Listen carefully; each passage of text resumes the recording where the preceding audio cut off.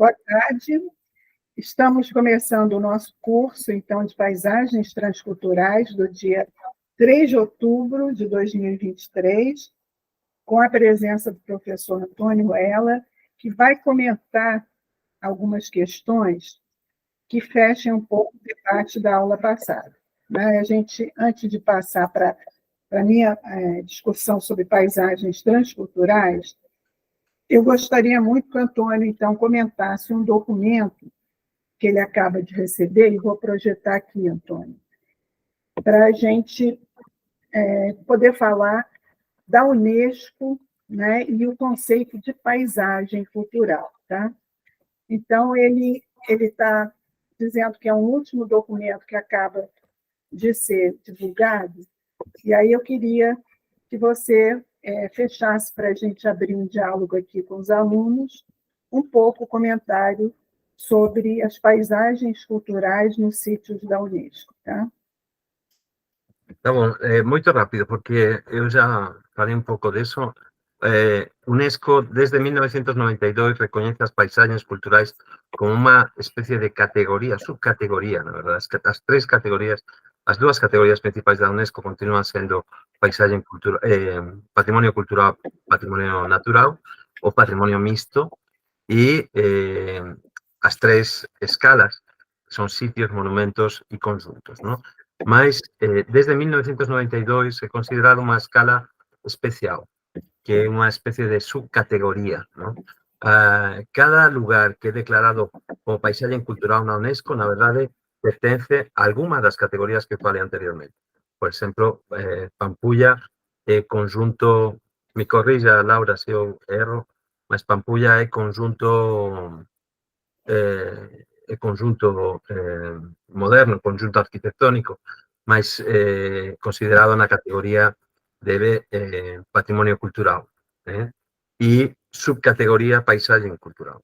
Por tanto, una subcategoría que ainda no entró en las categorías específicas da UNESCO, mas temos grandes grupos a escala ISCCL IFLA, que é o grupo de Comité Científico Internacional de Paisagens Culturais, traballando non apenas na discusión que acontece nese libro de quais lugares ten unha declaración, unha probável declaración de paisaxe cultural, mas tamén da visão do patrimonio cultural desde a perspectiva da paisaxe, que son as dúas perspectivas que tentamos falar eses días no noso traballo, ¿no? E ese libro foi construído desde as Islas Canarias. As Islas Canarias son un lugar, son como os Jardins das Hespérides, non son un lugar no paraíso. Eu coñezo apenas 4 das máis de 8 islas que ten o arquipiélago, mas elas son todas diferentes, todas maravillosas, paisaxes moito lindas, e eles falan dos 3 lugares que están sendo considerados paisaxe cultural dentro das Islas Canarias, non? E ten unha relación especial, como acontece moito tamén no Brasil, non? Entre os povos originarios e eses territorios, non? As montañas sagradas de Gran Canaria, por exemplo, ¿no? E depois eles falan de outros casos de uso pelo mundo inteiro. Por tanto, eu recomendo moito ese libro que foi publicado agora desde o goberno de Canarias e pelos autores que son as persoas que eu non coñecía, mas que son Cipriano Marín Cabrera e Juan Antonio Belmonte Áviles. Eu acho que é unha reflexión moito que ten moito a ver con o noso curso e con os conteúdos que a gente está falando eses días, non? As imagens son tamén moito bonitas e acompañan un texto que eu acredito que será de grande interese para noso. Eso. Não sei se você queria que eu falasse. Então, eu vou colocar na nossa pasta, tá? Vou botar no nosso drive, estou passando aqui rapidamente, só para vocês terem uma ideia, né, do documento sobre os sítios da Unesco, então, tendo ênfase nas Ilhas Canárias, né, Antônio? E qual é a postura, então, de um governo socialista, como o espanhol, em relação a essa questão também? Então, acho que é de interesse para todos nós. Nosso programa, com a nova gestão agora, do Alex Lamounier, e a volta da Andréia Sampaio, a ideia realmente é tornar o programa mais internacional, estabelecer vínculos mais estreitos com órgãos e universidades estrangeiras. E Antônio, então, é uma pessoa que representa aqui o ICOMOS e que traz toda essa bagagem de trabalhos conjuntos, né, Brasil e Espanha, né? Então, eu vou parar aqui o compartilhamento e gostaria, nesse momento, então, de passar a palavra para Valéria Veras, nossa representante aqui do corpo discente, me orientando de doutorado, que vai fazer uma pequena apresentação comentando com vocês, então, como é o Lapalu, enfim, qual é o nosso propósito de pesquisa dentro de um laboratório do Programa de Pós-Graduação em Arquitetura e Urbanismo. Então, Valéria, com a palavra.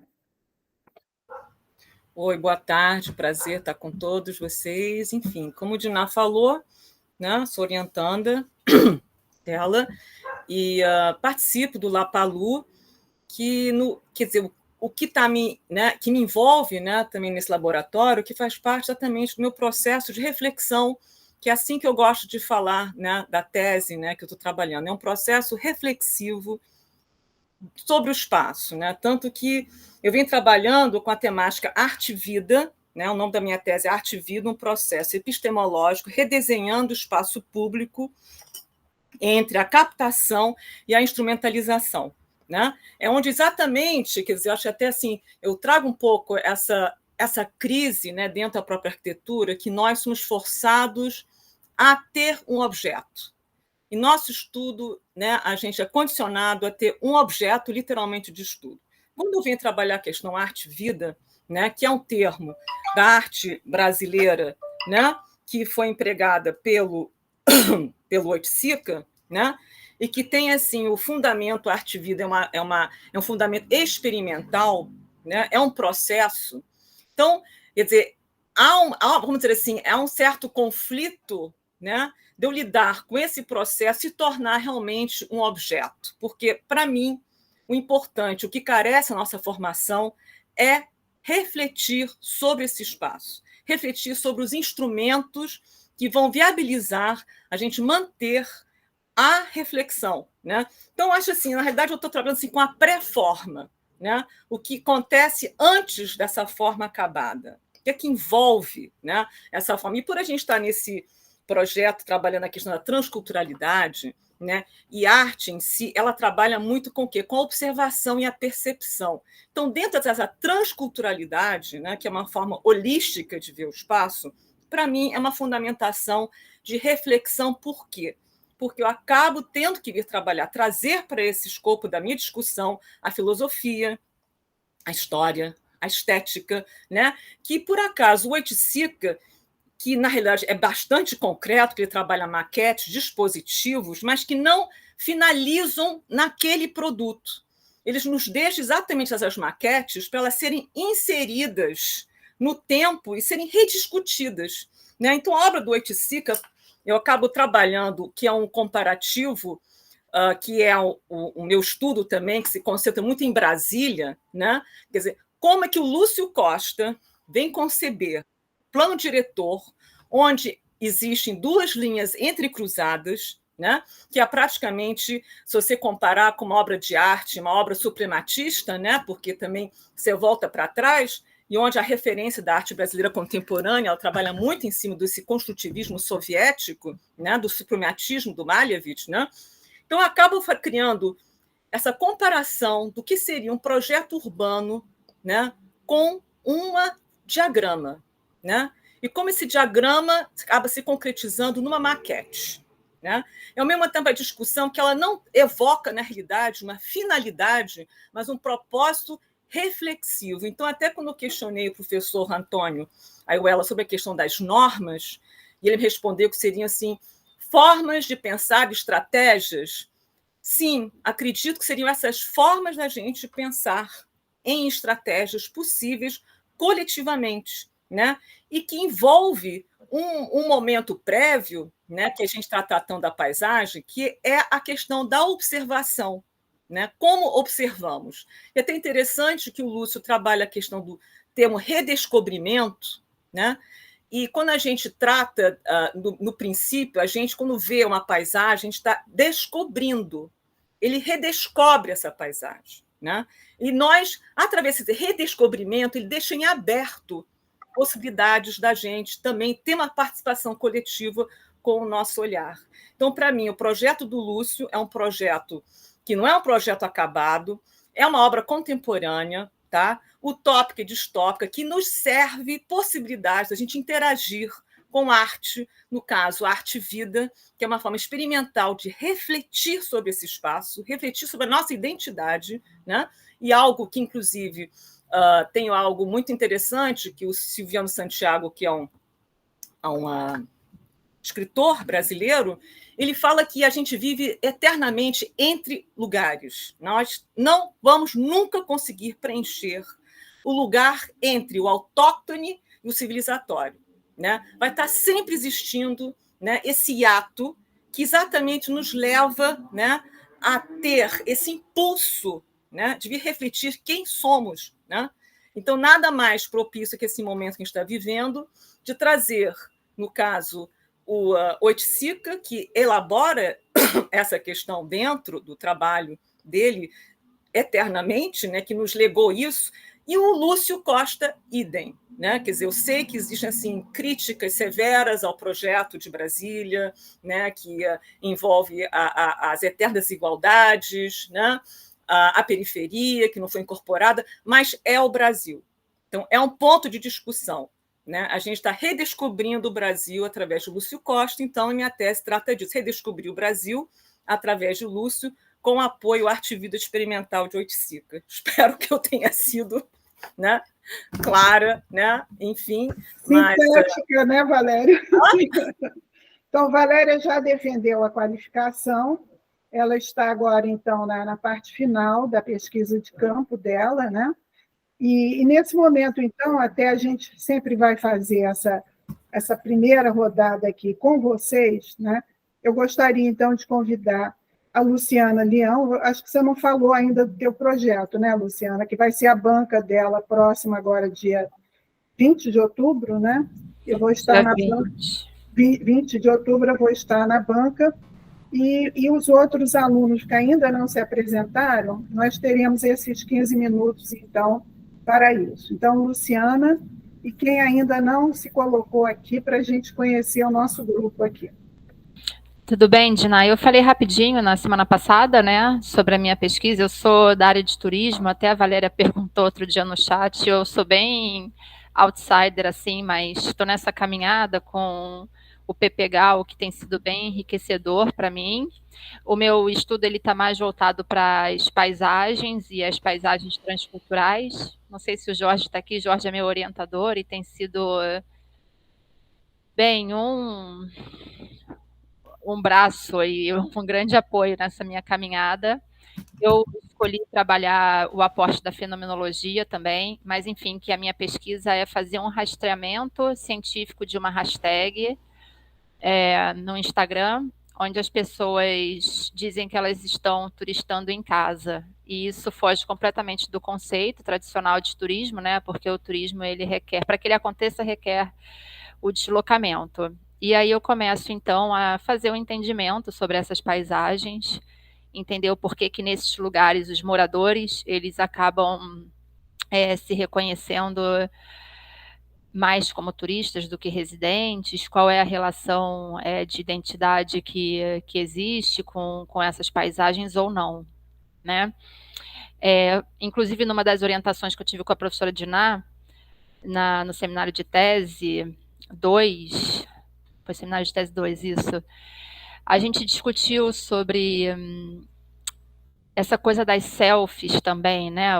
O que a própria selfie, o que o próprio corpo não quer dizer nessas fotografias, se o corpo não é também tido como a própria casa. Então, eu estou bem me aprofundando agora, através da fenomenologia, nessa questão da corporeidade e como que a gente usa esses espaços. É claro que eu não sei se todo mundo se vê como turista em casa, isso está sendo uma grande questão para mim, mas é um pouco por aí que eu tenho desenvolvido minha pesquisa. também tentei fazer uma síntese aqui do que está sendo pesquisado por mim, mas é um pouco sobre isso, é tentar trazer o conceito de paisagem, de transculturalidade, turismo, e então refletir um pouco sobre essa relação do sujeito com a cidade. Essa questão, né, Luciana, também do narcisismo, né, da selfie, né, e desse mundo digital também, né. Eu também estou participando de um outro grupo sobre a questão da filosofia marxista e a comunicação, em que a gente está discutindo muito essa questão da sociedade do espetáculo, né?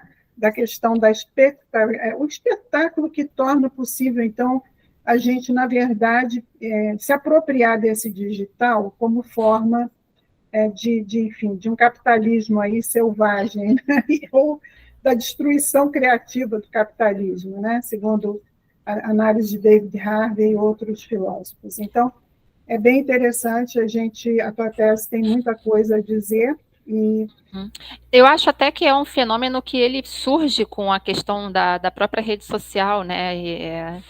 Essa questão do Instagram, da fotografia e da pessoa precisar se mostrar muito.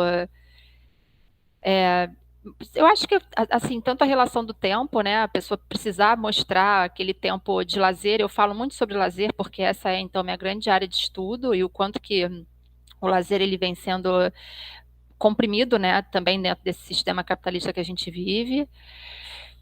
Então, eu acho que a espetacularização do tempo livre e desses recortes espaciais, assim, né? Da cidade, que talvez até pela falta de pertencimento ou pelo orgulho mesmo, né, do cidadão, ele acaba se vendo como turista. Mas eu vou trazer também autores como o Lefebvre para falar um pouco sobre o direito à cidade, porque eu acho que à medida que você se reconheça como assim, um não morador, né, você acaba também se distanciando um pouco dos direitos adquiridos sobre aquele espaço, sabe? Então, bom, enfim, eu através de uma hashtag eu puxei aí um fiozinho e vieram muitas reflexões e eu estou aqui me preparando para esse dia 20 de outubro, para as contribuições que virão, sabe? E essa disciplina eu tenho certeza que me ajuda muito, porque a coisa no final das contas, assim, meu grande ponto é, bom, será que essas paisagens, elas não são esses pontos, né, de encontro da transculturalidade? Porque talvez ali a gente tenha a possibilidade do encontro de um estrangeiro com um residente. E o que sai desse encontro, né? O turismo, eu acho que ele, de certa forma, ele é muito criticado, dentro do urbanismo, mas existe toda uma questão poética, assim, né, da possibilidade dos encontros e da gente também poder analisar quais são as paisagens mais propícias para que esses encontros ocorram, sabe? Existe a possibilidade, né, de um turismo sustentável, aí, chamado ou patrimonial, que é o meu caso, né, que trabalho mais com a questão do patrimônio. Então, o turismo cultural, né, pode contribuir realmente até para a preservação, né, dos bens históricos. Né? Não há também só o turismo predatório. Né? Então, obrigada, Luciana. Eu vou passar a palavra agora para a Dândara. Você pode falar, Dândara, ou você prefere outro dia? É só um comentário, assim, você se apresentar um pouquinho, qual é o teu tema, para a gente ter uma ideia dos nossos colegas aqui, quem está participando, né? Posso sim, professora. Estão me ouvindo bem? Ok. Meu nome é Dândara, né? Eu sou da turma ingressante agora do doutorado. O meu tema, eu ainda estou... aquele primeiro momento que a gente quer mudar a pesquisa, né? De tanta coisa que a gente vai lendo. Mas eu estava inicialmente trabalhando com a trajetória de uso e apropriação das praças do Centro Histórico de Porto Velho, Rondônia, capital de Rondônia. Então, praças que estavam sendo utilizadas, aí mudou o uso, então como que a sociedade pode estar enxergando isso. Então, eu me interessei pela disciplina por isso, para ver essas transformações na paisagem. Talvez foi quando eu meio que pensei em mudar o estudo, porque talvez foi o centro da cidade que se modificou, então tem a questão de mobilidade também, né, que as pessoas não estavam mais utilizando as praças do centro da capital, e as transformações físicas no espaço também, né, não só sociais, mas físicas também. Com isso, em resumo, é isso. Tá ótimo, obrigada, Dândara. E Dândara me orientando, estamos começando agora, né? Orientação, então é bom saber de você aí. Flávio, você pode comentar alguma coisa, Flávio, sobre seu trabalho, porque ainda não te conheço. Quem puder falar agora, temos 10 minutinhos. O Flávio não está podendo ali, né? Deixa eu olhar aqui, quem mais que está aqui, que ainda não falou. Quem não se apresentou?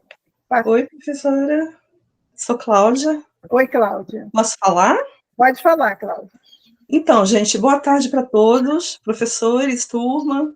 Eu sou Cláudia, eu sou aluna do doutorado, eu estou no 4º semestre, né, mais ou menos pela metade já do curso, e meu orientador é o Leonardo Mesentier, e a minha tese, a minha pesquisa é sobre um sítio histórico, o sítio histórico da Prainha, de Vila Velha, que fica no Espírito Santo. É sobre a preservação, né? Eu vou falar sobre a preservação, toda a construção do patrimônio que tem ali no sítio, e toda a formação do patrimônio até atualmente, até como está a preservação atualmente, né? É um sítio é uma localidade que se tornou sítio mais ou menos na década de 90, e, enfim, o foco principal é a preservação atual, a partir de quando se tornou sítio, né? Mas também tem uma questão muito forte de paisagem que eu ainda não sei exatamente como eu vou encaixar na pesquisa. A praia onde chegaram, enfim, onde se formou a primeira ocupação urbana da Prainha, ela simplesmente foi aterrada, né? Então seria uma paisagem, vamos dizer, histórica, que foi assim aterrada criminosamente, e ela ainda não é tratada como patrimônio, não foi e não é ainda. Ela sequer faz parte do perímetro, nem o aterro mesmo faz parte do perímetro da preservação. Então, mas assim, eu ainda estou procurando como que eu vou trabalhar a paisagem ali, mas eu já sei desde já que é uma questão bastante forte lá. Então, o curso eu acho que vai me ajudar bastante nesse olhar. E desculpe que eu esqueci de ligar a câmera. Tudo bem, Cláudia. Só para a gente conhecer aqui, como é que é a sua interface aí? Ô, gente, olha, os rapazes não estão querendo se manifestar. Rodrigo, você pode falar? Eu só vejo aqui Rodrigo, Antoine, que já falou, e o outro que era o que não pode falar ainda. Então, Rodrigo também não está podendo, e o Flávio. Então, Gabriela já falou? Gabriela e Patrícia, eu acho que ainda não, e Raíssa. São as pessoas que eu vejo aqui, gente. Quem puder agora, então, comentar para a gente encerrar aqui essa parte. Oi, boa tarde. Boa tarde. Não sei se estão me escutando bem, que eu estou sem fone aqui, não está muito... Sim, Gabriela, dá para te ouvir bem. Tá bom. Então, professora, boa tarde à turma também, né? Meu trabalho é sobre a requalificação ambiental urbana em torno do Rio Timbó. Eu sou aluna do mestrado, do 2º período, né, do PPGAL, e a minha orientadora é a professora Heloísa. Mas, além dessa questão que envolve também, né, muita técnica na questão da requalificação fluvial, o ambiente que está inserido, né, esse trabalho na zona norte do Rio de Janeiro, e principalmente no bairro de Engenho da Rainha, que tem uma questão muito forte cultural a respeito do samba, né? Então, eu queria, né, junto com essa disciplina, também trazer esse lado da cultura assim, para o meu trabalho, né? Fortalecer a cultura do local, né? Também uma educação ambiental. Na verdade, são várias frentes, assim, né? Que eu ainda estou definindo melhor com a minha orientadora, mas meu interesse na disciplina foi trazer um pouco esse lado mais cultural do bairro, né, do entorno ali, que é bastante importante, mas pouco reconhecido. A Laura comentou, então, né, que a paisagem é um ambiente experienciado daí a prainha que foi falada entrar nessa discussão, né? E o conceito também de patrimônio imaterial, né, Gabriela? Que eu vou falar a seguir, então. Eu vou começar aqui. Tem mais alguém que queira falar, gente? Então, eu vou começar aqui. A Laura quer falar, então pode falar, Laura. Olá, gente, boa tarde. Não, só um comentário, né, das questões, porque quando a gente vai falar de patrimônio e tudo mais, a paisagem ela ainda está muito dentro dessa cabeça de áreas que são possuidoras de algumas coisas que são merecedoras de acautelamento, mas na realidade a paisagem ela está aí, é um ambiente experienciado e vão ter algumas que talvez tenham características de para que elas é necessário a preservação via, né, a preservação do patrimônio cultural, mas existem outras paisagens que precisam de outros tipos de intervenção. Então, eu acho que a discussão da paisagem como esse ambiente experienciado, que aí vai incluir tanto a corporeidade, né, como o meu corpo experimenta esse ambiente através de todos os seus sentidos, entra em todas as discussões, né? E aí vai entrar os significados, a questão da imaterialidade também, né? A representação, enfim. Por isso que eu acho que essa disciplina vai ser muito rica para todos, assim, até para ampliar, né, essa discussão em relação à paisagem. E no meu entender, né? Mas aí eu sou uma defensora do conceito, vamos dizer assim, ela abriga tudo isso, né? E quando ela é categorizada em algumas áreas, é que eu acho que ela perde um pouco a potencialidade, mas a paisagem, ela abriga tudo isso, né? Ela abriga o patrimônio, mas o patrimônio não abriga todas as paisagens. Só um comentário. Obrigada. Obrigada, Laura. Então, eu vou começar a projetar aqui o conceito aqui, né, que a gente está trabalhando, então, de paisagens transculturais, né? Como eu falei na primeira aula, então, o LaPalu é um laboratório transcultural da paisagem do lugar. O professor, então, associado permanente Jorge Batista de Azevedo é meu colaborador, e temos agora, então, como professor convidado, né, o professor que vocês já conheceram aí, José Antônio, né? Então, o estágio docente da Silvia Escoralice Carvalho, que está com dengue, tá? Então, pediu desculpas de não poder participar hoje.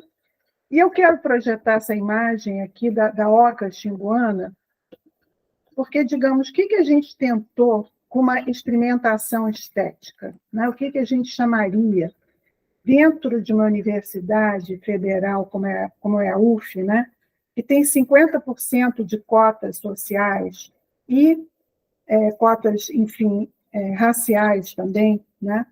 Eu acho que essa ideia dos territórios em transformação e da experimentação de canteiro, né, para nós, arquitetos e urbanistas, é fundamental. Então, existem outras experiências bem-sucedidas de indígenas dando aula em campos universitários, como a UNB, a Universidade de Goiás e a UFMG, né, a Universidade de Minas Gerais.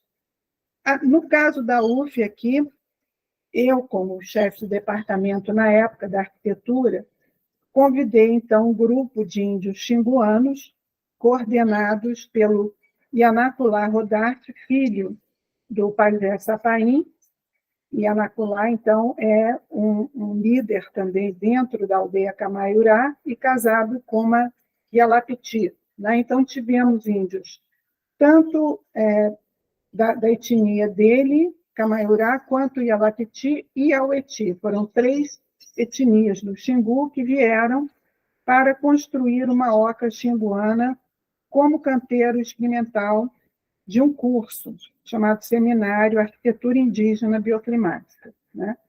Então, foi uma experiência única para mim, como docente. Eu sou arquiteta e antropóloga, fiz minha formação de mestrado e doutorado no Museu Nacional, com antropologia urbana e a questão também da experimentação estética, né? E o que foi muito marcante para mim, né? Foi ver realmente como é que esse material bioclimático, né? Toda a madeira cortada, a palha, tudo que nós fomos coletando durante o curso, saiu todo esse material ali da região, então, próxima a Niterói, né? Nós fomos para aquela reserva, então, onde o Jorge mora, né? Naquela região fronteira ali enfim, Maricá, né? E recolhemos ali, então, essa madeira para criar a oca xinguana, que é uma oca singela, pequena, por ser uma oca escola, tá? Então, o conceito também veio dos próprios participantes indígenas, e ali vocês estão vendo no alto a inauguração, então, da oca com a flauta camaiurá, né? E com o ritual, então, festivo desse grupo indígena que se deslocou para um trabalho técnico-científico, né? Então, foi uma experiência única para mim, como professora, né? E acho que para os alunos que dela participaram também foi bastante importante, né?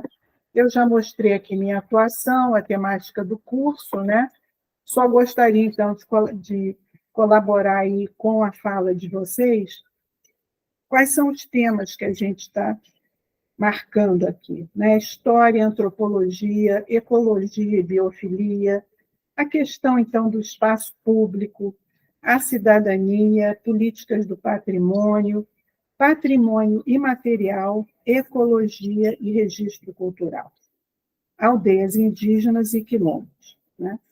Políticas, território e legislação, e a ideia, então, da transculturalidade estética, pensando numa ontologia e numa resiliência desses grupos hoje examinados pela questão decolonial, né?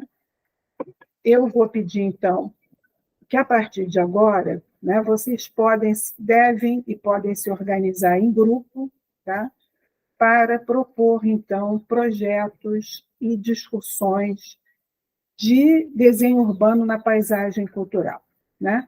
Levando em conta também espaços de exclusão socioeconômica, né? E isso tudo é que a gente pode trabalhar com textos também que podemos ler para a apresentação desses trabalhos, né? O trabalho final, então, para quem está inscrito, vai ser um trabalho em PowerPoint, tá? Que pode ser tanto individual quanto em grupo, né? E eu comentei aqui o trabalho do Antônio, vocês já tiveram a fala dele de planejamento comunicativo colaborativo, né? A questão, então, do Habermas, né? Que fala dessa racionalidade instrumental, né? Na busca de uma eficiência que contém em si mesma uma dimensão de dominação e manipulação. E para o Habermas, qual seria a saída para essa dimensão de dominação e manipulação? Uma linguagem dialógica, né? A possibilidade, então, de essa conversação argumental, o que ele chama de planejamento comunicativo colaborativo, né? Então, é um texto também que eu vou colocar para discussão, tá? do Habermas, e a metodologia participativa, né? Nós estamos trabalhando, então, em projetos de extensão universitária e inovação, né? Então, em colaboração com a Associação de Moradores do Morro do Palácio, em Niterói, e a discussão das favelas do Grande Rio, né? Então, temos como interface do nosso campus o Morro do Palácio, né? Então, estimulo a todos aqui que quiserem, puderem trabalhar com esses espaços de exclusão, que coloquem trabalhos aqui para a gente discutir, né? A Baía de Guanabara e o Morro do Palácio, né? Como essa linha de registro da Unesco também, né? De paisagem, e as mudanças climáticas e patrimônio imaterial, né? Então, eu acho que o Castriota é uma bibliografia também muito importante, que ele trabalha com a questão dos bens simbólicos culturais sensíveis, né? E toda essa discussão, então, da interface entre patrimônio material e imaterial, né? Então, a linha de registro aí, vista do alto, o MAC, né, o Morro do Palácio, e a participação indígena, de um lado, Pajé Sapaim, do outro, o pilar central, então, da Oca, né? E o que eu gostaria, então, de falar hoje? O Antônio já falou do plano de gestão integrada da Unesco, e vamos voltar sempre a essas questões, então, do registro de paisagem cultural do Rio de Janeiro, paisagens cariocas entre a montanha e o mar, né? E essa ideia de paisagens chanceladas também, né? Como é que é essa gestão patrimonial, as áreas de entorno, né? E os desenhos também, né? De Burle Marx, de outros artistas também, que criam essa linha aqui de registro, né? Charitas, né? Os maciços, morros, picos e vegetação tropical. Estou passando rápido porque o professor Antônio já falou muito dessa questão dos fortes também, das instalações de lazer, né? Tudo isso na linha de registro. Então, a minha fala hoje é exatamente sobre a Universidade Transcultural, né? Por que criar, então, um grupo de pesquisa que vai enfocar a transculturalidade estética para criar um espaço dialógico entre culturas virtuais urbanas, o trabalho aí da Luciana Leão, né? Como é que essas redes sociais estão criando uma realidade virtual autônoma, né? E as culturas tradicionais autóctones, né? Valéria deixou bem claro essa questão, então, que Silviano Santiago coloca, de que nós estamos sempre nessa dicotomia, nesse pêndulo entre autóctones para o movimento. Então, os primitivos, a gente passar lá analisar os nossos trabalhos, em Vale de Andrade, juntos do grupo modernismo, chegando a Maria Pedrosa, que afirmava que ser primitivo em países do terceiro mundo é como ser contemporâneo. Então, esse pêndulo entre as nossas culturas vivas, né?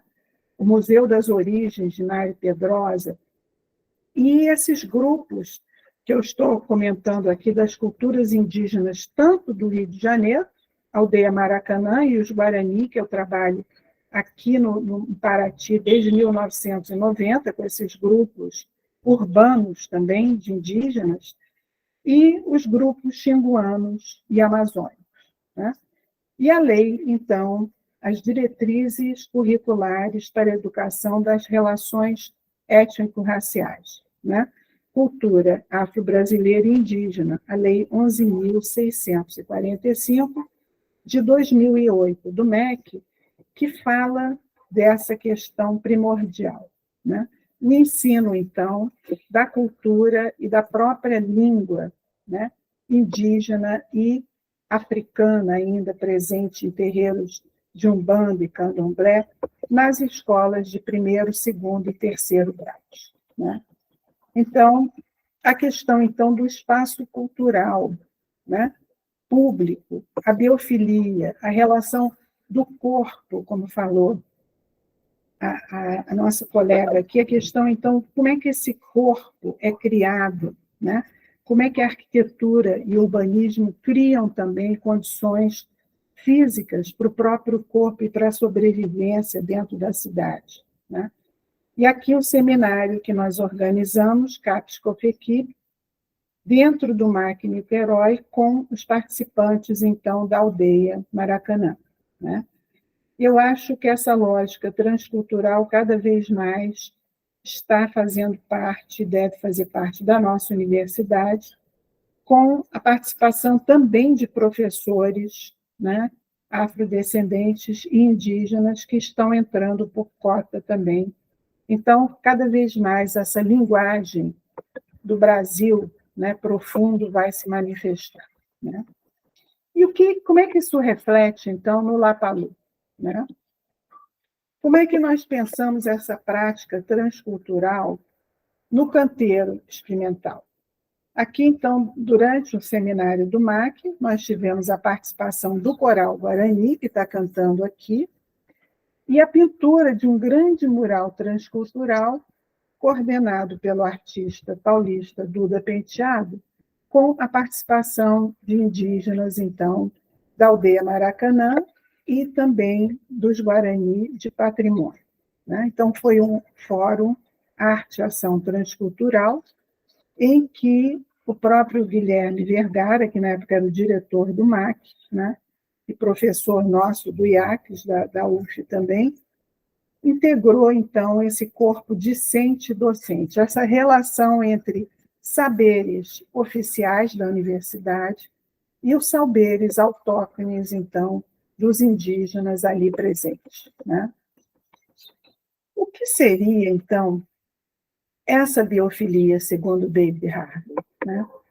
Seria exatamente, né, ele diz que a forma espiral de acumulação interminável de capital parece estar implodindo de uma parte do mundo para todas as outras, né? Ele, então, coloca um debate primordial sobre a correlação entre natureza e meio construído, dando como exemplo a Covid-19, né? E dizendo que é uma vingança da natureza por mais de 40 anos de maus tratos abusivos da natureza sobre a tutela de um extrativismo neoliberal violento e desregulado, né? Então, dentro desse conceito da filosofia neomarxista de David Harvey, né, a hiperurbanização chinesa poderia ser considerada a principal responsável pela sustentação do capitalismo do mundo, né? E a questão, então, de que outras culturas europeias, norte-americanas, ditas civilizadas, seriam responsáveis pelo capitalismo selvagem, né? E pela destruição criativa, então, da própria natureza. Então, não é à toa que todos os debates agora estão girando em torno da ecologia e da possibilidade, então, de preservação da Amazônia como uma das salvações possíveis do mundo, né? Então, aqui também protótipos que fizemos no Morro do Palácio, e a arquiteta Sofia Éder, então, propôs esse muro verde no Beco da Paz, que interliga o Maquinho, um dos únicos projetos de Niemeyer construído em uma favela fluminense, né, carioca, do Grande Rio, né, em Niterói, e a própria interface, então, com a violência da favela. Esse beco era o lugar de tráfico de drogas e que tinha uma série de problemas de violência, né, por estar perto das escolas e das creches ali localizadas. Então, a discussão ali foi criar esse microprotótipo como uma negociação também com o tráfico de drogas e uma maneira de evitar a circulação, então, de grupos em conflitos sociais abertos, né, como acontece hoje, vocês estão vendo, com o governador do Rio de Janeiro, Cláudio de Castro, que declarou, então, uma forma de intervenção bastante problemática nas favelas cariocas, a partir da favela da Maré, né? E com a participação, então, agressiva e violenta da polícia no extermínio de agentes do tráfico de drogas, envolvendo a população civil, né? Então, aqui no Morro do Palácio, chegamos a testemunhar exatamente essa guerra de pequenas participantes do tráfico de drogas, jovens da comunidade, com a polícia, com o sinistro ou a morte de vários integrantes. Então, o nosso seminário também teve uma ação de discussão dessa violência indiscriminada nas favelas do Grande Rio, né? E eu lembro que qual seria o conceito, então, que nós usamos? Da arquitetura do vazio. Na arquitetura, então, temos essa ideia de que aquilo em que não há um artefato, né, arquitetônico ou urbanístico seria um vazio, né? E esse conceito mais amplo aí desse vazio inclui, então, esses espaços de violência dentro das favelas, né? Contrapropusemos com o grupo de discente e docente da UF, então, um roteiro, né, inserir o Maquinho, que não está devidamente sinalizado, dentro do roteiro cultural do Caminho Niemeyer, projetos de acessibilidade, sinalização urbana e comunicação digital. E ali está a interface, então, do Maquinho, projeto de Niemeyer de 2008, né?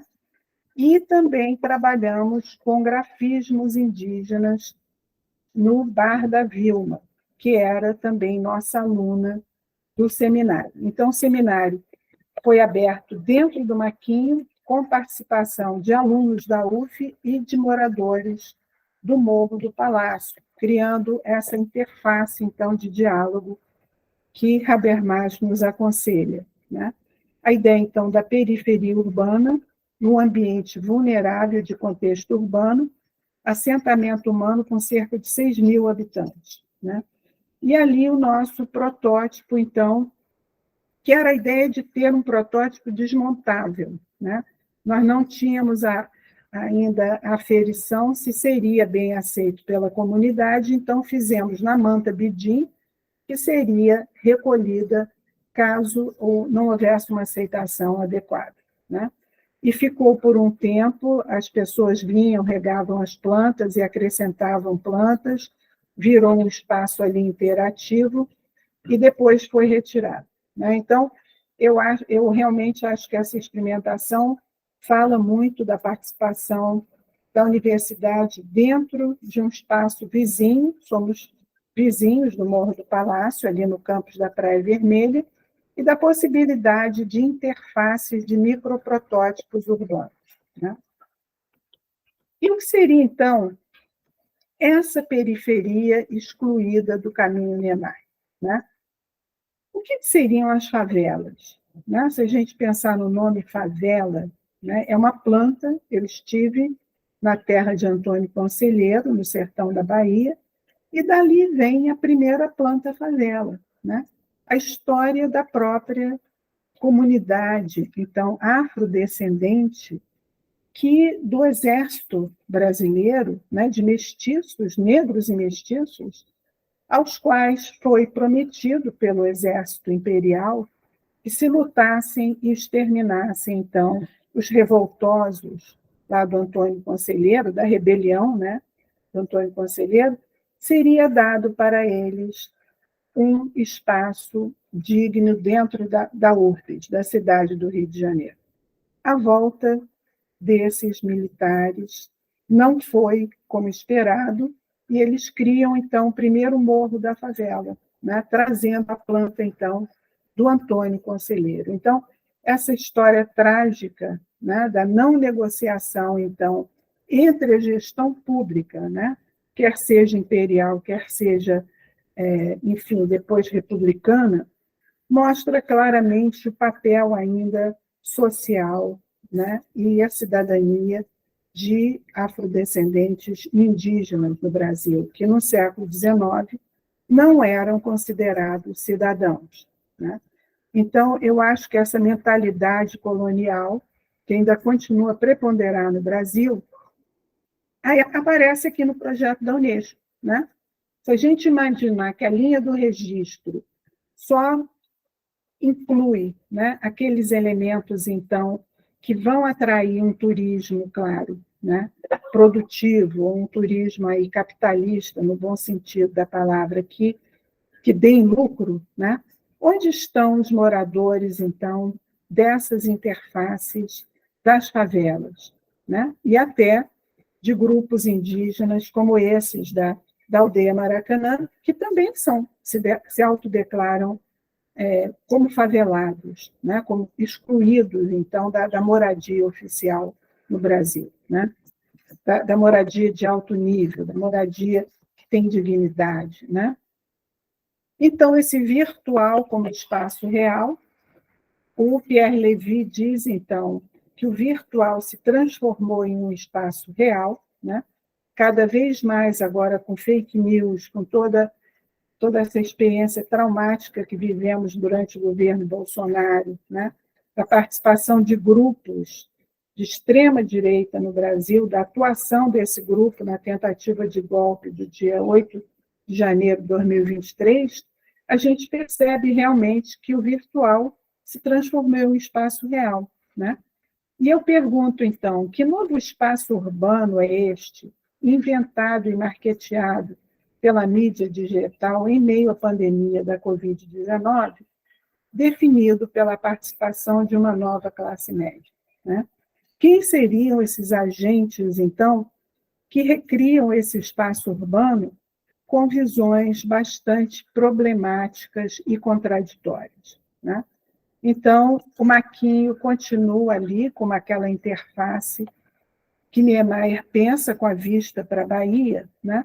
Tendo a favela ao fundo, marcando essa dicotomia ou essa separação entre a habitação de alto custo, que ladeia o Maquinho, né? Com suas lâminas pós-modernosas, e um projeto, então, que visa ser social, que é o Maquinho, né?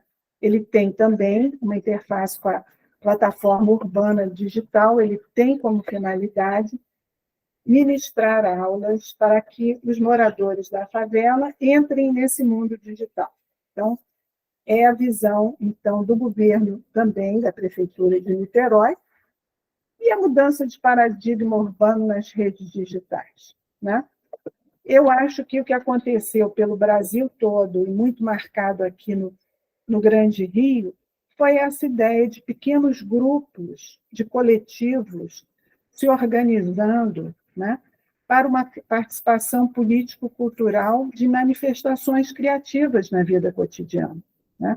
Como foi o caso ali da ideia de criar jardins e hortas urbanas, né, dentro da favela do Morro do Palácio, um movimento que nos antecede e que agora continua sendo levado a cabo por agentes comunitários da própria favela, né?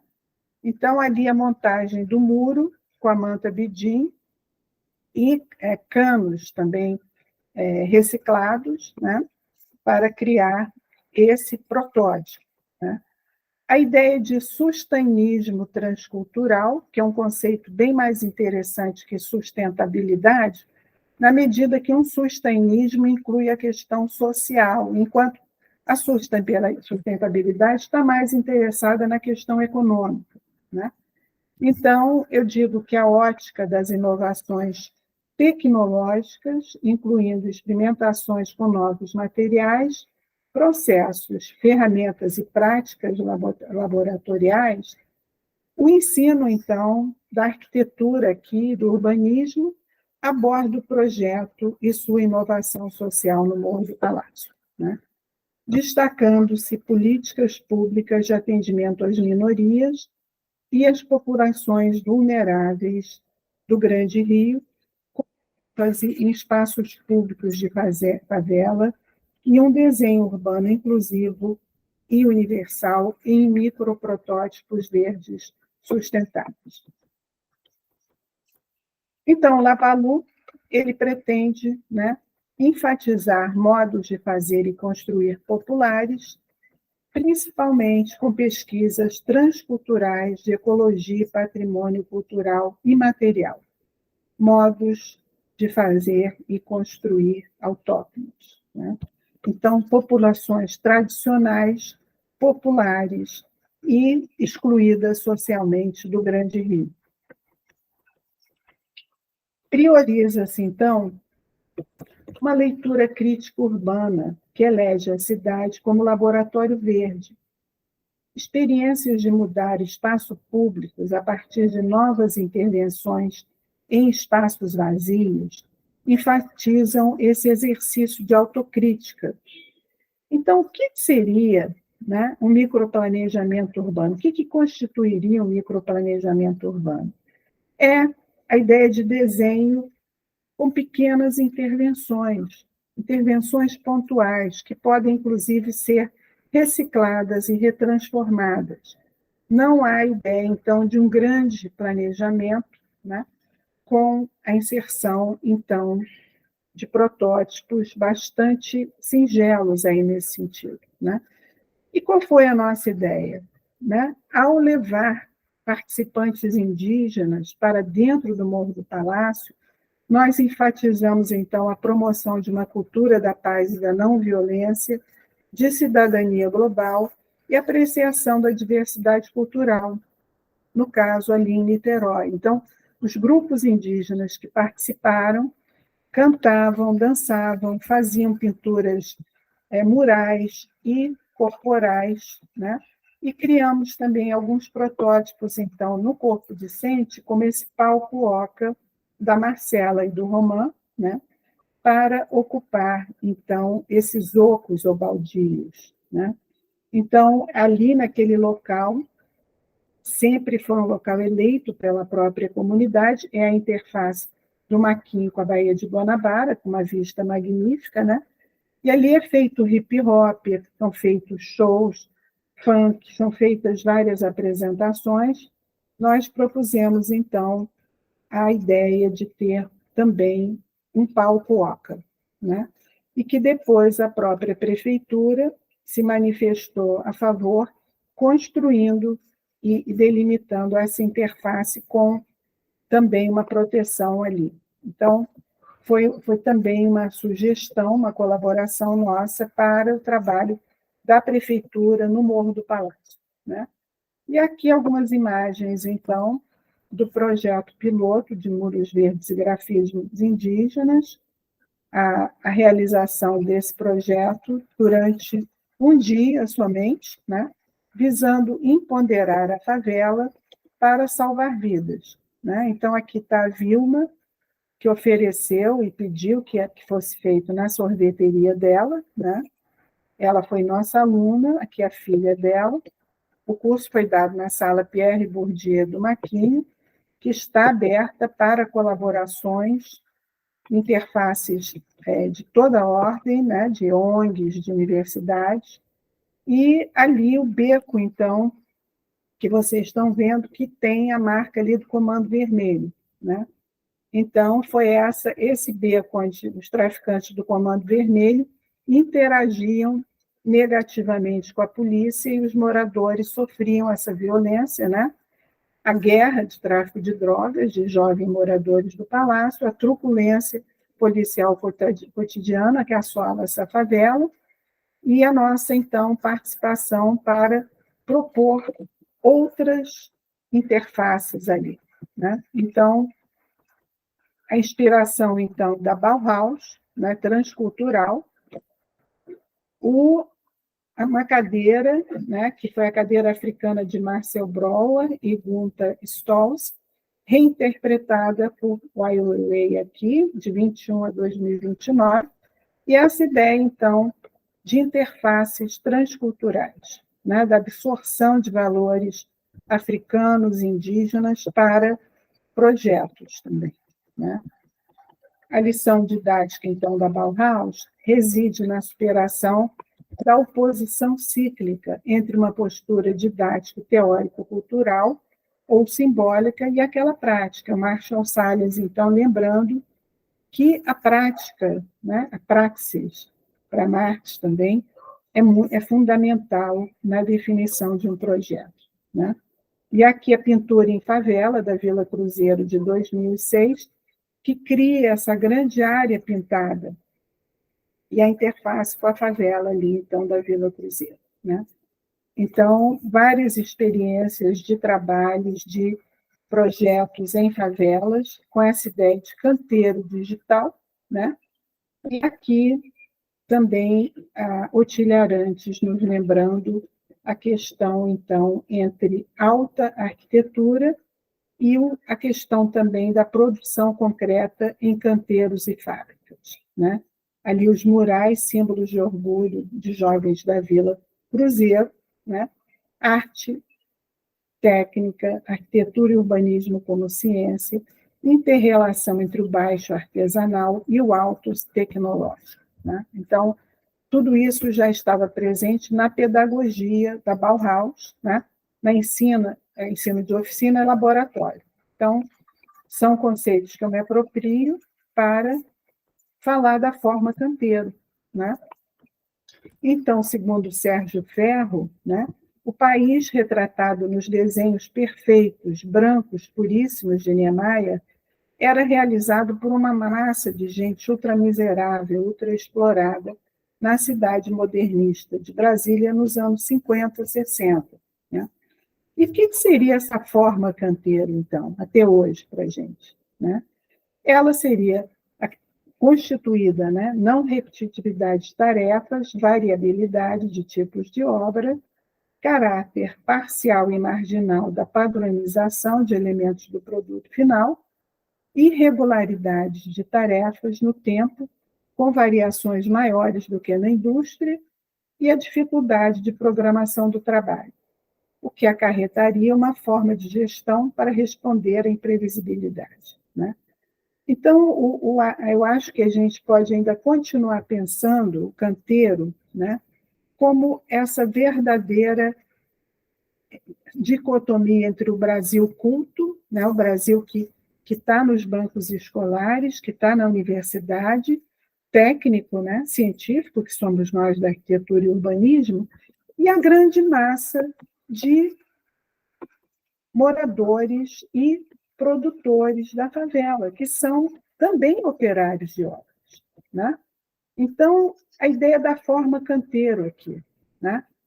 Para David Harvey, na condição pós-moderna, uma das novidades da acumulação flexível residiria na crescente convergência entre sistemas de trabalho terceiro-mundistas e capitalistas avançados, com a ascensão de novas formas de organização industrial e o retorno de formas mais antigas. Né? Então, se a gente pensar na forma canteiro no mundo inteiro, né, ela vai estar composta por quem, o canteiro?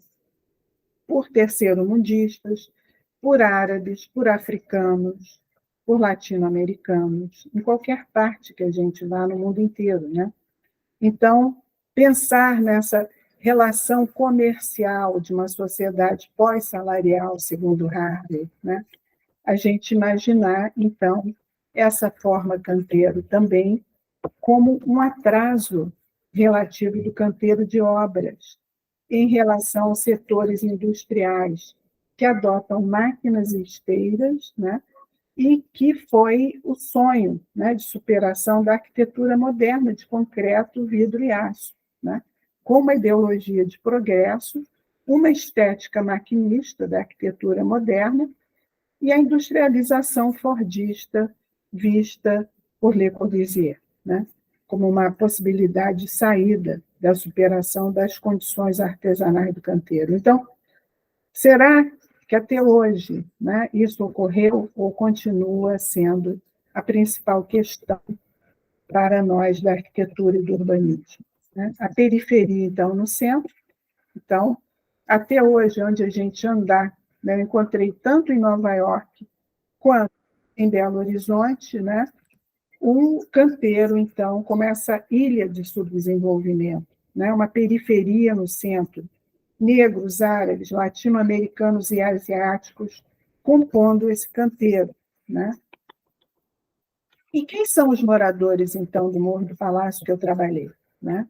Também operários de obras que trabalham ali em Niterói. Né? Então, são eles que compõem esse canteiro, né? E aqui, então, a crítica de Le Corbusier à cidade tradicional, os elementos fundamentais, então, do modernismo brasileiro, ali com a pérgola de Niemeyer, né? E a utilização de materiais e processos de construção industrializados, né? Prédios inseridos em espaços verdes, adequação da arquitetura à iluminação solar, ventilação cruzada em países de clima quente, racionalidade de dimensões e distribuições de funções internas. Né? E desculpa, correu aqui. Eu termino, então, com o moderno barroco aqui, para não me estender muito, porque eu gostaria muito ainda de abrir o diálogo aqui com vocês. Termino eu com a Ville Savoie aqui do Le Corbusier, e com o edifício do Ministério da Educação, né? Eu acho que esse conceito aqui do moderno barroco, essa interface entre moderno e barroco, que para o Glauco Campelo, então, o nosso moderno continua sendo barroco por ter se apropriado da forma circular, né? Eu acho que os 5 pontos aqui modernos sugeridos por Le Corbusier são retransformados por Niemeyer ao elevar a altura dos pilotis e tornar os brise-soleils móveis, conferindo ao edifício qualidade mais livre, leve e dinâmica, criando uma composição mais vertical, que resultou em uma obra monumental, estruturalmente mais leve e plasticamente mais rica, que marcou seu estilo futuro, né? Então, acho que nós, brasileiras e brasileiros, realmente criamos uma arquitetura moderna, barroca, né, que até hoje marca essa modernidade internacionalmente. E não vou entrar muito nesse ponto aqui, porque gostaria, depois, de voltar à discussão, então, de colonial moderno com Lúcio Costa e Mariano, José Mariano, a ideia, então, do neocolonial, né, da arquitetura colonial com os Guarani. Vou falar disso em outra aula. As fases construtivas, então, o projeto Clima, das grandes reduções guaraníticas, as matas, plantações, a questão, então, da natureza-cultura, das reduções jesuíticas, da arquitetura vernacular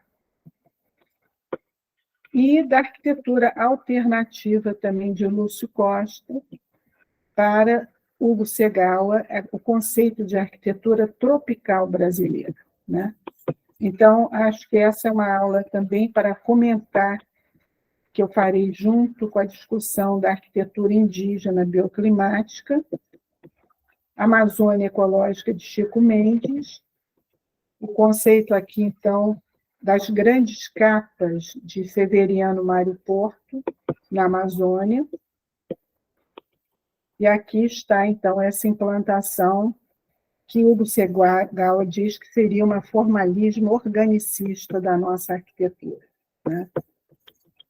A arquitetura orgânica das membranas, à maneira de Fraiotto, que remete às igrejas barrocas mineiras, e uma arquitetura de exterior. Então, conceito de lugar, paisagem, também, e de Inhotim como um projeto muito bem implantado pelo empresário Bernardo Paes, e que fala, então, da possibilidade de um grande parque para uma arte contemporânea. Então, algumas imagens aqui também do Hélio de Sica, com Magic Square, dentro do Inhotim. A ideia de paisagem cultural, né, que é o grande foco aqui do nosso curso, né? O Espelho d'Água e a Galeria Adriano Varejão, com o projeto de Rodrigo Servino Lopes, de 2004. E a Convenção Europeia... Ui, está correndo. A Convenção Europeia da Paisagem, né, de 2000, que parte de um novo paradigma. A Portaria 127/2009 do IFAM, que cria a chancela da paisagem cultural, como categoria que abarca 2 tradições, paisagem como vista e paisagem como natureza, ou como relação sociedade-natureza, conduzindo a uma nova ética da paisagem. Então, para o pessoal que está trabalhando aí com paisagem, né, pesquisem essa portaria 127/2009 do IFAM. Eu vou colocar também no grupo para discussão. E a Unesco também, a candidatura, então, de paisagem cultural do Rio de Janeiro, né, em julho de 2012. E aqui o conceito, então, da portaria 127 de 2009, criando, então, essa chancela de paisagem cultural brasileira. Então, é algo para a gente pesquisar e discutir aqui no curso. A interface, então, entre patrimônio material, a criação do SPAM, hoje IFAM, né, em 1937, e conceito, então, de paisagem eclética, kit, popular, vernacular, a partir das recomendações da Unesco sobre uma nova ética de desenvolvimento global baseada na diversidade cultural, no pluralismo e no multiculturalismo, e agora, a partir do filósofo Jacques Poulain, na transculturalidade estética, né? Então, meu livro aqui, com Lauro Cavalcante, a questão, então, da inspiração do kit, né, aqui no caso de Santa Cruz, nas colunatas de Niemeyer.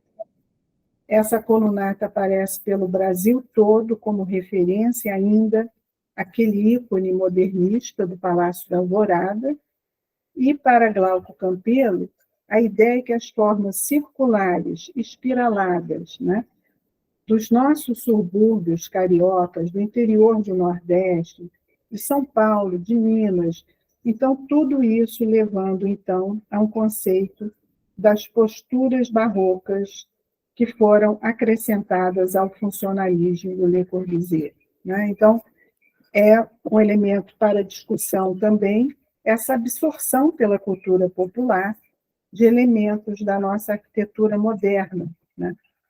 E aqui está, então, uma coluna também copiada, inspirada na cidade de Cunha, em São Paulo, do Palácio ali do Alvorada, né? Elas são feitas em gesso, em formas de gesso, e dispostas na decoração de fachadas.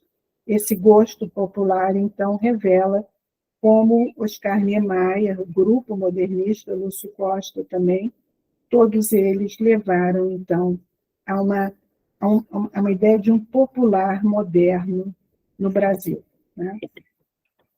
E a ideia, então, de patrimônio material, o decreto 3.551 de 2000 institui o registro de bens culturais de natureza imaterial do patrimônio cultural brasileiro nos livros, primeiro, dos saberes, conhecimentos e modos de fazer enraizados no cotidiano das comunidades, o segundo, das celebrações, rituais e festas que marcam a vivência coletiva, as formas de expressão, o terceiro, manifestações literárias, musicais, plásticas, cenas e lúdicas, e para nós, arquitetos e urbanistas, os lugares, mercados, feiras, santuários, praças de práticas culturais coletivas. Então, pesquisem também o decreto 3.551 de 2000, que institui o conceito de patrimônio material. Então, de 2000, então, a gente tem essa ideia também, né, das malocas, que foram inseridas no campus da UF, como manifestação de patrimônio cultural e material, saberes, fazeres e modos de construir das malocas xinguanas, amazônicas ou das comunidades costeiras, né? Aqui, Cambuinhas, onde uma maloca guarani foi construída, e ali a foto da maloca uapixana de Roraima, tradicional, né? Então, os tipos de casas, né, a parede, cobertura, e essa ideia, então, de uma continuidade entre parede e o próprio telhado, né? O conjunto parede, cobertura, como a caracterização da maloca, né? E Castro Farias, também, um antropólogo, em 42, faz referência aos tipos e origens de habitação popular no Brasil, as coberturas paredes, o redondo curvo abobadado em cúpula arqueado, tipo colmeia, né? E ausência total de janelas e divisões internas, Estrutura, parede, cobertura plana. E arquitetura circular, né? Então, aqui, do Chavante, a Maloca Carajá,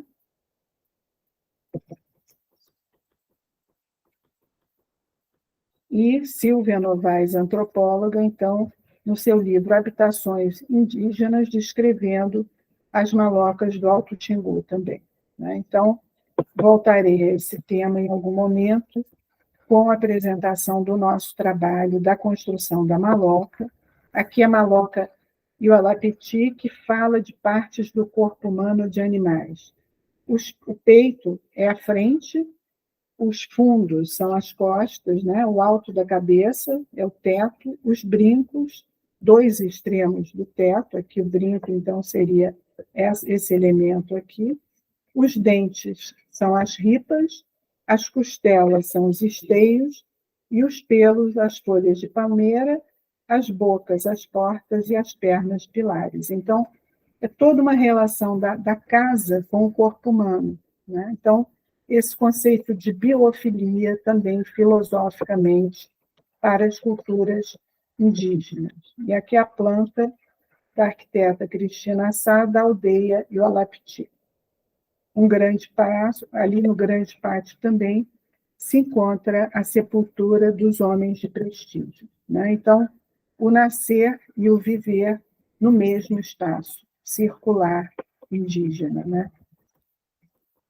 E aqui é o Porto Carreiro, e um curso que ele deu, então, com protótipos já digitais das casas do Alto Xingu.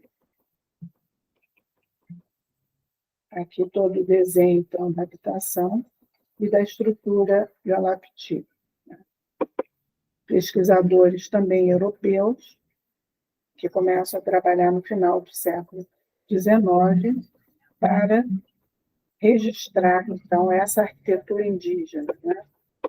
Que nós, infelizmente, pouco estudamos, né? Então, a falta de conhecimento ou desconhecimento das nossas culturas tribais nos leva a pensar que o modelo de arquitetura seria sempre o europeu, né? Então, Berta Ribeiro também, no seu Diário do Xingu, ela diz que a maloca Camaiurá parece um cesto emborcado do feitio de um ovo partido ao meio, né? Então, todo o trabalho de Darcy e Berta Ribeiro e outros desenhos da maloca Roque Camaiurá, para que a gente tenha um conceito de projeto. A maloca Bororo, que era originalmente no período pré-colonial circular e que foi adquirindo, então, a forma da casa retangular do caboclo brasileiro. A maloca Bororo, e aqui a estrutura na aldeia de Tamadarina da construção, então, de uma casa Bororo.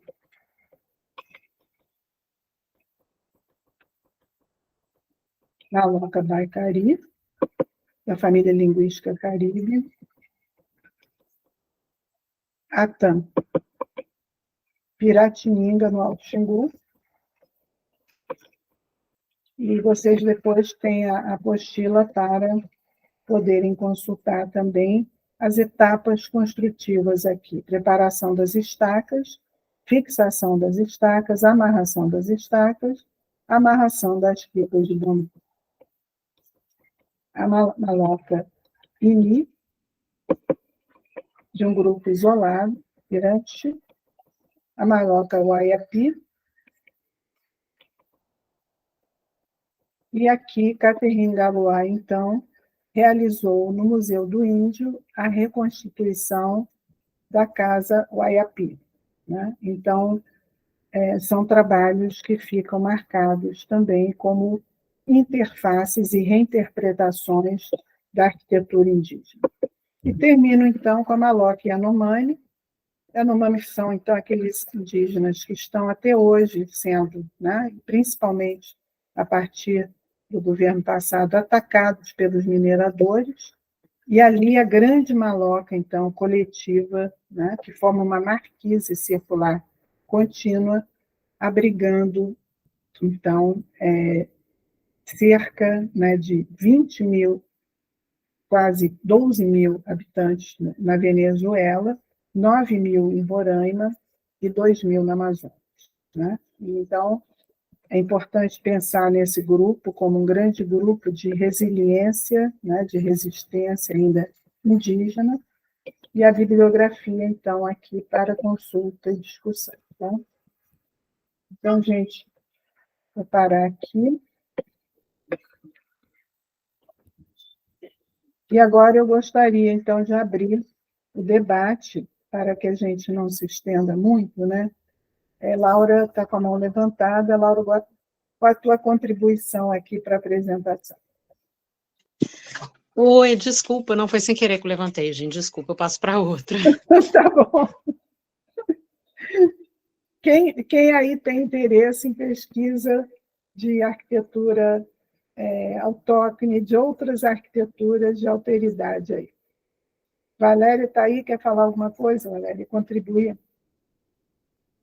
Eu acho que você levanta, né, algo assim super importante, né, que inclusive muito, né, você que vem da área de antropologia, né, e eu tive contato com alguns textos do Eduardo Vieira de Castro, que ele exatamente aborda, né, esse contato do autóctone, né, com o seu meio ambiente, não havendo essa diferenciação, né, do que seria, no caso, o significante e o significado. Eu estou batendo muito em cima disso porque meu trabalho, né, ele trabalha muito a questão da semiótica, né?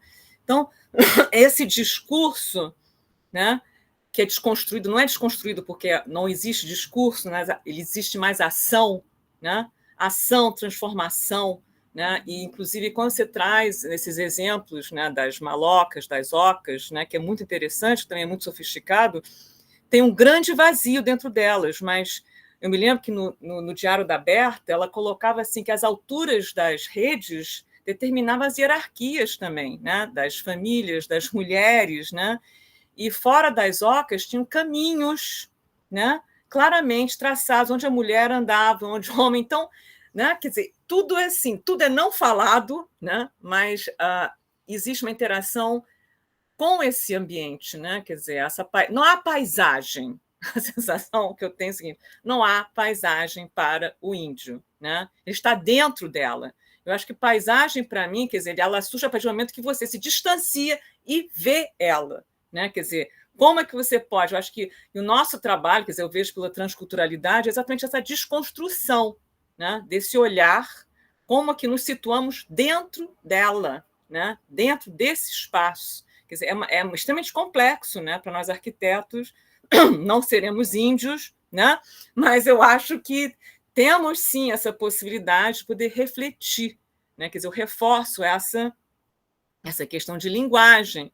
Né, quer dizer, se a gente não se colocar no lugar também não teremos essa possibilidade, né, de abrir, né, de sair do nosso cubo branco, né, da forma que a gente vê. Então, acho que é isso, eu vi acho extremamente sofisticado, né, a linguagem, né, dessa transculturalidade indígena, né, e eu acho que o Eduardo Vieira de Castro também é uma dica, ele é bem interessante, né, que ele enfoca exatamente essa atitude xamânica, né, do índio, né, de não se diferenciar, né, do seu ambiente, do seu dia a dia, do seu cotidiano.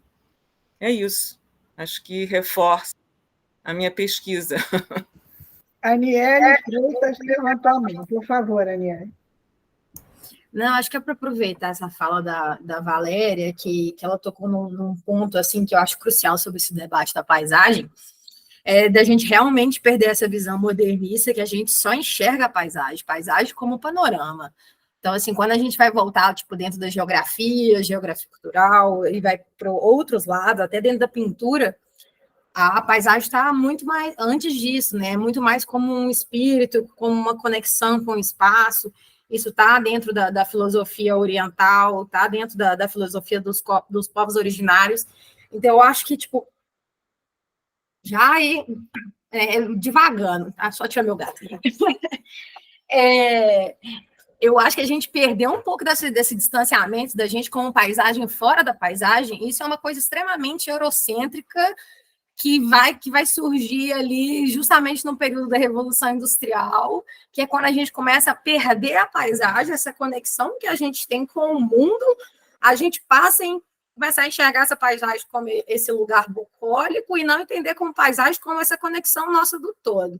Então, eu acho que isso é bom a gente deve pensar também que paisagem que é essa que a gente está conversando aqui. Se eu entendo como paisagem transcultural, a gente está entendendo como cada um desses povos ou nós habitamos o espaço, usamos o espaço, somos moldados por ele e moldamos ele. Então, é mais do que falar, tipo assim, olha, estamos apenas observando essa paisagem, ou é um panorama, ou de separar homem e natureza. É tudo paisagem, né? Não existe, no final das contas, paisagem natural. Não existe um lugar que um homem não tocou, onde ele não plantou alguma coisa, onde ele não arou uma terra, onde um povo não se desenvolveu, um lugar que não foi habitado. Assim, até onde eu sempre existe esse lugar na face da Terra, sei lá, talvez no polo sul, assim, que é inabitável. Neste momento, pode ser que a gente possa considerar como, sei lá, na verdade é uma paisagem cultural, né? Você tem pesquisadores que habitam ali, que criam uma arquitetura para se conectar com aquele ambiente, para sobreviver ali. Então, eu acho que, de modo geral, até pelas pesquisas que a gente está falando, acho que a gente precisa romper um pouco com essa ligação dessa paisagem que a gente está pensando, que, inclusive, está muito conectada com isso quer dizer, com um instrumento que a Diná citou, né, rapidamente, que é a chancela brasileira, que ela vai pegar ali ainda uma questão de excepcionalidade, de alguma coisa que se destaca entre as outras, e quanto, na verdade, para mim, a paisagem transcultural, a paisagem cultural, a paisagem, ela está ali no cotidiano, no comum, no ordinário mesmo, sabe? Então, eu acho que é mudar um pouco essa visão. E aí, Diná, uma coisa que eu acho muito legal não sei, de você trazer da sua experiência, que eu fiquei muito curiosa, é de entender como esses povos, essas comunidades que você trabalhou, enxergam essa conexão, né? Porque para eles é muito mais explícito, eu acho que essa conexão com o lugar. Não há uma diferença de nós, humanos, com o lugar e como ele... É toda uma conexão, não sei, assim. Porque me interessa muito entender um pouco mais essa questão de cosmovisão, de entender lugar a partir de uma cultura que não foi embasada numa teoria branco-cristã, né? Que é o nosso pensamento, né? A gente tem esse entendimento de entender paisagem muito por essa formação de pensamento, né? Daniele, eu gostei muito da tua gatinha aí na mesa, já me deu uma dica aqui, a relação dos animais, né? A Laura está falando ali que a gente está dentro da paisagem, né? Que a gente está colado com a paisagem. Então, o homem primitivo não se separa da paisagem, somos paisagem, né? Então, eu acho que o que é mais importante a gente lembrar, né? Quando a gente fala, a Valéria falou do Eduardo Viveiros de Castro, você falou da cosmologia ou cosmogonia indígena, né? Para eles, não há realmente... Trabalhei com os Guarani, ficava dormia dentro da casa de reza deles, do lugar sagrado, né? Que era um lugar de honra para nós, eles colocavam uma cama para os antropólogos ali que estavam trabalhando. E aí eu acordo 5 horas da manhã e eu percebo que a porta, né, que seria a boca da casa ali que vocês viram, era exatamente o primeiro raio do sol, né? O direcionamento da casa guarani ou indígena, qualquer que seja, o primeiro raio solar entra pela porta, né? E acorda a pessoa. Então, essa sabedoria intrínseca, né, da relação com o cosmos, com os astros, e toda a discussão, então, do mito criador guarani, né? o cacique Agostinho me contou, que eu nunca vou esquecer. Ele falou, olha, quando o Guarani foi criado, né, a onça comeu a mãe do Guarani e tirou a criança que estava no útero e criou o Guarani como filho, né? Daí toda a mitologia Guarani, que eu conheço mais, né, está interrelacionada ao papel da onça, né? Então, a onça é a mãe, embora seja selvagem, e o Guarani, então, reconhece como um elemento que participa da própria comunidade, embora ele mate a onça, claro, quando ela ameaça, mas tem toda uma relação intrínseca com a própria cosmogonia ali deles também, né? E aí, o que eles falam? Aí o Guarani foi criado pela onça e não sabia que não era mãe, até que o papagaio conta para ele, né? E fala, olha, quem é que quando você pega os ossinhos da paca, né, tem toda essa ideia de transmutação também do homem em animais, né? Então, a mãe do Guarani foi transformada em paca. Então, quando os Guarani comem a paca, eles guardam e enterram os ossinhos, né? Porque a mãe é também a paca, né? Então, eu acho que essa relação para a gente, filosoficamente, o Eduardo Viveiro de Castro tenta colocar em Araueté, né, os deuses canibais, o livro dele, ele mostra essa relação como a antropofagia ritual é algo profundamente filosófico, né, estético e indecifrável para nós ocidentais cristianizados, né?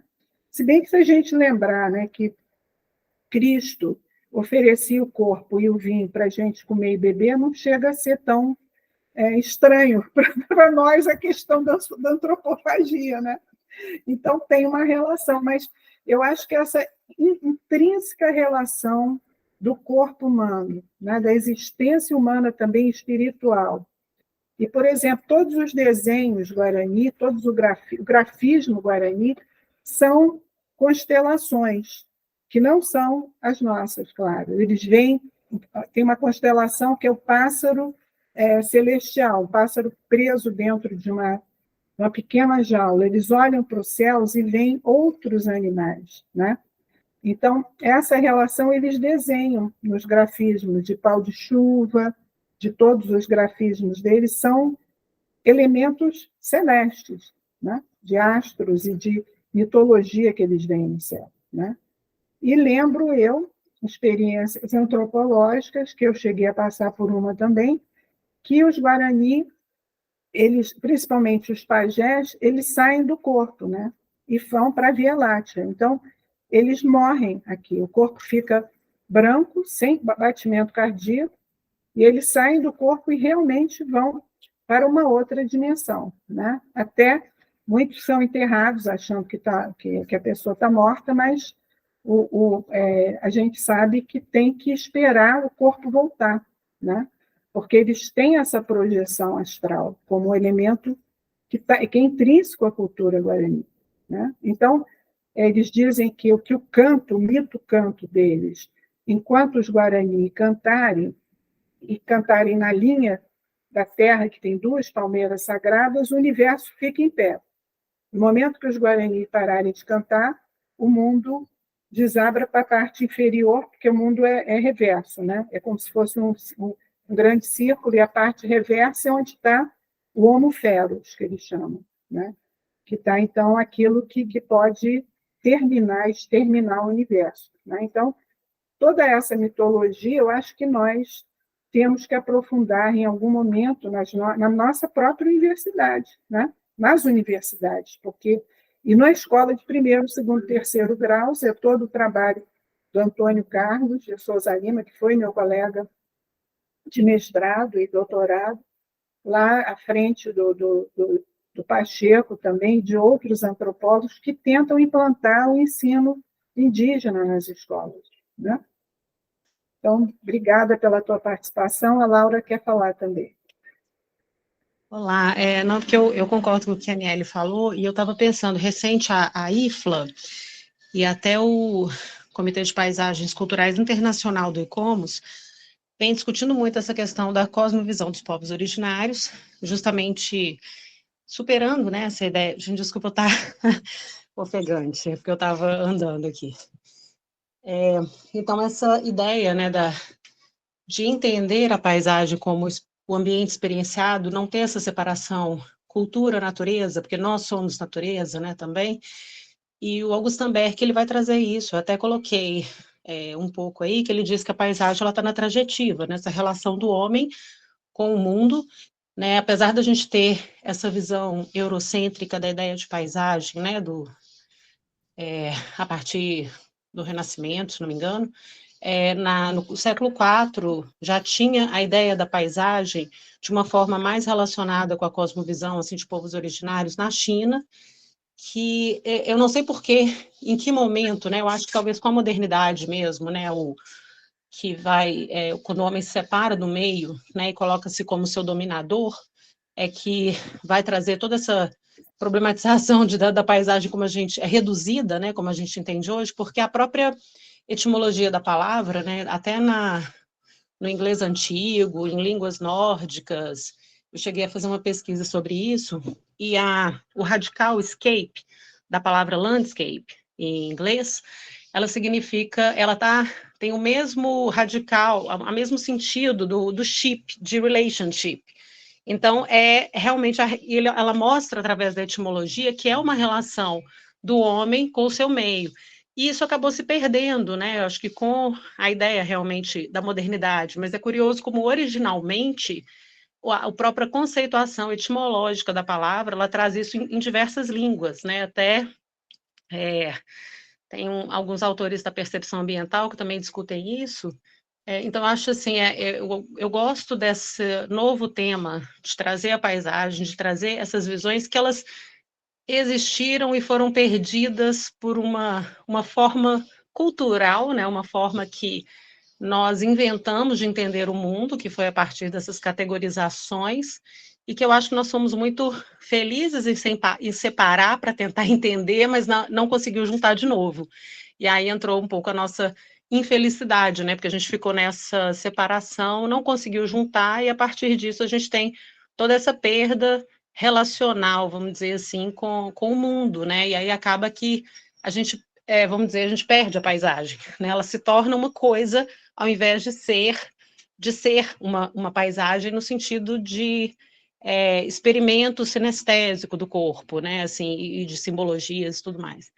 E aí, só, né, se vocês se interessarem por esse tema, eu acho que o Arnold Berleand, que tem um livro que chama Living the Landscape, é muito legal vocês olharem e ler também a filosofia da paisagem e pegar um pouco do Jörg Simmel, acho que todos vocês já devem conhecer, para quem está nessa área de paisagem, talvez eu esteja sendo redundante, desculpa, mas é porque foram autores que eu gostei muito de ter trabalhado, e o próprio Berck, né, que ele vem da geografia, muito olhando um lado mais pragmático, assim, mas que ele tem um lado da filosofia da paisagem que é bem interessante, que ele traz essa questão da paisagem como algo trajetivo, né, como essa trajetiva.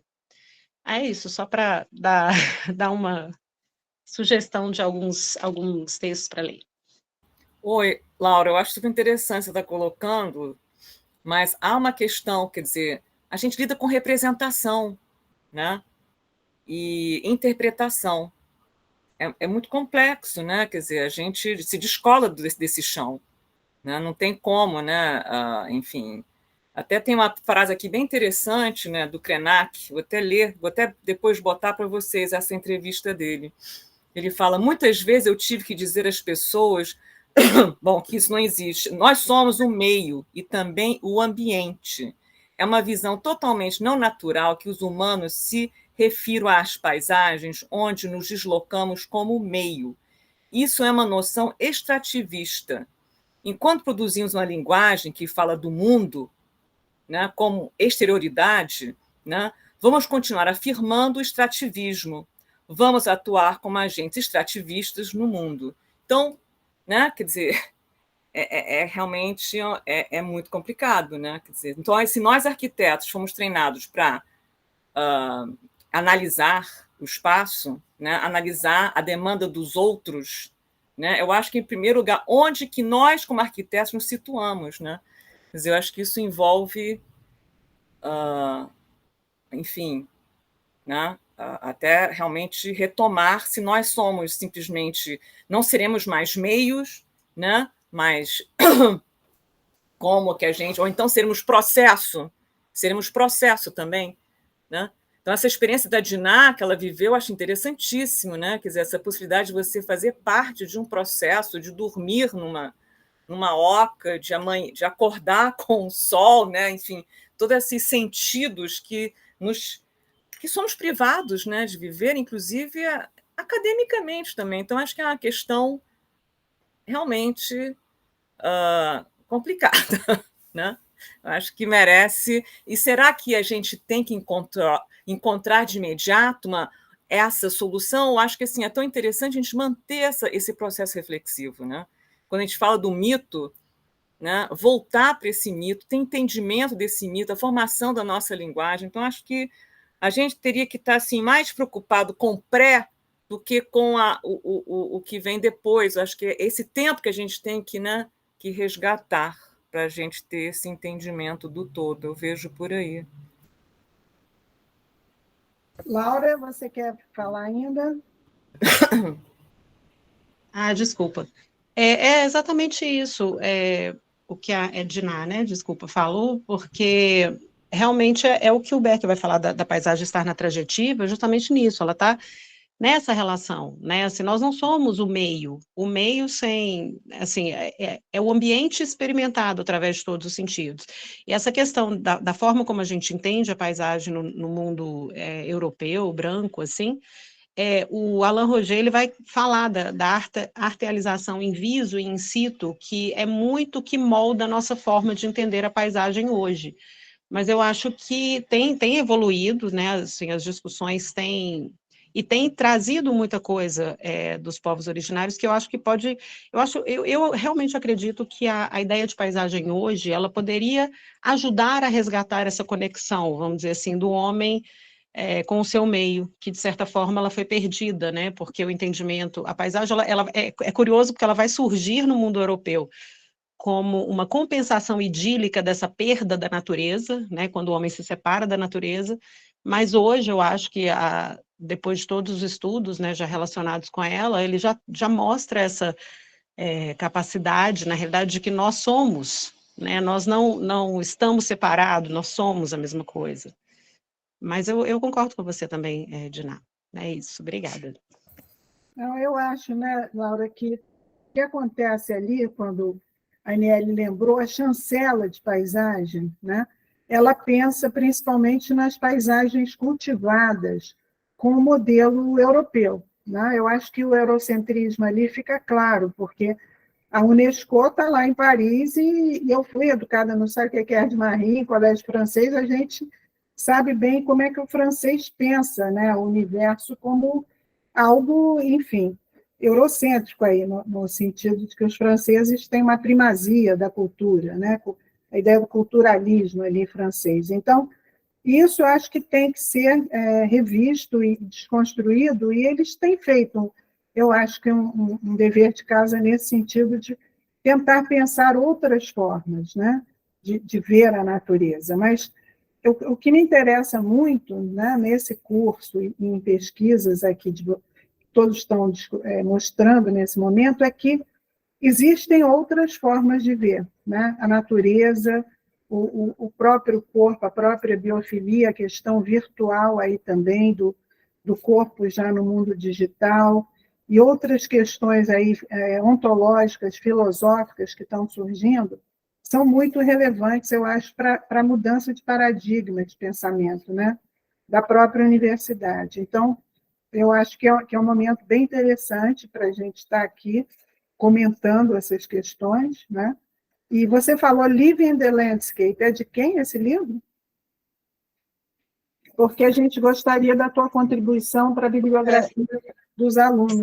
Escreve Arnold Berleant, que escreve, eu não sei como pronuncia exatamente. Mas Arnold Berleant. Berleant, tá. Isso. Ele é da percepção ambiental, é bem interessante. Ele discute muito a relação também da criação do espaço arquitetônico e como isso pode ser danoso, né? Porque ele vai falar da experiência estética do corpo, né? Porque a estética também ela é vista, às vezes, como algo bonito, né? Ou agradável, mas, na realidade, você pode ter sensações estéticas ruins também. E aí ele Tem vai a discutir... história do feio também, do Humberto Eco, né? Tem o grotesco desde os gregos, né? Tinha E o ele teatro discute muito grotesco, né? isso. O grotesco faz parte do estético, né? E aí Então, é bem legal, vale a pena dar uma olhada nele. tá ótimo. Então, gente, olha, hoje nós vamos terminar um pouco mais cedo aqui, porque eu também estou com os compromissos aqui de trabalho, de família, então peço a compreensão de vocês e se algum aluno ainda quiser se manifestar, a gente ainda tem aqui um pouquinho de tempo, até 6h30, mas senão a gente fica para a aula que vem. Vamos ter a participação da Isabelle Cury, falando sobre gestão de patrimônio com o Antônio. Tá? Raíssa, quer falar alguma coisa que não falou ainda? Não, acho que falaram bem. Já Tá bom, Raíssa. Temas. Ô, Diná, eu sugiro, sabe, o mito do Mircea Eliade, que é onde a gente, né, pode entrar nessa vivência, né, mitológica, né? Sabe? Ótimo de texto, né? Eu acho interessante, porque é uma experiência única, né? Quando você começa, né? Não há né? Realmente nada se separa, né? É movimento o tempo inteiro, é muito interessante. É muito interessante. Tá, eu vou colocar, então, eu coloco uma bibliografia colaborativa e depois eu coloco aqui também no chat na aula que vem, para quem quiser poder acrescentando, né, Valéria? Você pode também colaborar, e a Laura também, a Aniele, e para que a gente vai trocando aqui informações, gente. Então, agradeço muito a participação de todos, e a gente se vê, então, segunda que vem, tá? Terça que vem. Obrigada.